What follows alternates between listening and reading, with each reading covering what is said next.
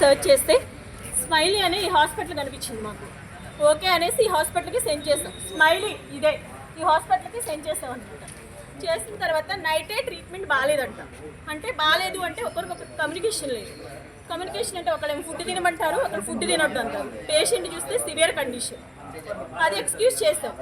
Okay, అందుకే మాకు భయం వేసి మేమేం చేస్తామంటే ఈరోజు హాస్పిటల్లో చీఫ్ డాక్టర్తో మాట్లాడదాం అనేసి హాస్పిటల్కి వచ్చాం. చీఫ్ డాక్టర్ ఎవరో ఎస్వి స్వామినో రమణనో ఎవరో మాట్లాడాం ఆయనతో. మేమైతే కేర్ తీసుకుంటాము, ప్రాబ్లం ఏం లేదు అని చెప్పారు.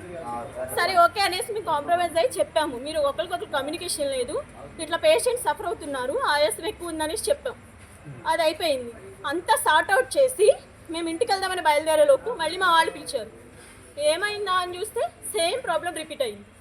సేమ్ ప్రాబ్లం అంటే మళ్ళీ ఆయాసం వస్తుంది, మళ్ళీ పడిపోయింది. మళ్ళీ మేము క్వశ్చన్ చేస్తాం, ఏంటండి డబ్బులు తీసుకుంటున్నారు, ట్రీట్మెంట్ ఏంటి ఇలా ఉందని క్వశ్చన్ చేసినందుకు డాక్టర్స్ అందరూ సెన్స్ ఉందా అని మాట్లాడుతున్నారు. నేను ఒక ఏరోనాటికల్ ఇంజనీర్ అండి. నేను బెంగళూరులో కెంపే గౌడ్ ఇంటర్నేషనల్ ఎయిర్పోర్ట్లో ఫ్లైట్ అటెండెంట్గా వర్క్ చేస్తాను. ఒక ఎంప్లాయీని పెట్టుకొని ఒక డాక్టరు కామన్ సెన్స్ లేకుండా సెన్స్ ఉందా అని మాట్లాడతారా చెప్పండి? అది అయిపోయింది.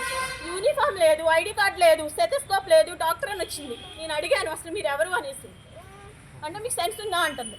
కిందకు వచ్చిన తర్వాత సరే మాట్లాడతారండి అని కిందకి పిలిచి ఇద్దరు డాక్టర్స్లో మరి ఎవరో తెలియదు వాళ్ళందరికీ ఫోన్లు ఇచ్చేసి సీసీటీవీ లాగా పెట్టేశారు. వీడియో కాన్ఫరెన్స్ లాగా పెట్టేశారు. మేమేమైనా తీవ్రవాదులు అయిపోయినట్టు డబ్బులు తీసుకొని పారిపోతున్నట్టు అందరూ వీడియోలు తీస్తున్నారు. ఏంటి అని క్వశ్చన్ చేసినందుకు, పేషెంట్కి ఎందుకు సరిగ్గా ట్రీట్మెంట్ లేదు అని అడిగినందుకు మా వాళ్ళ మీద స్టాఫ్ మొత్తం ఏడ్చండి వాళ్ళు వాళ్ళందరూ కొట్టడానికి వస్తున్నారండి. మాకు న్యాయం కావాలి.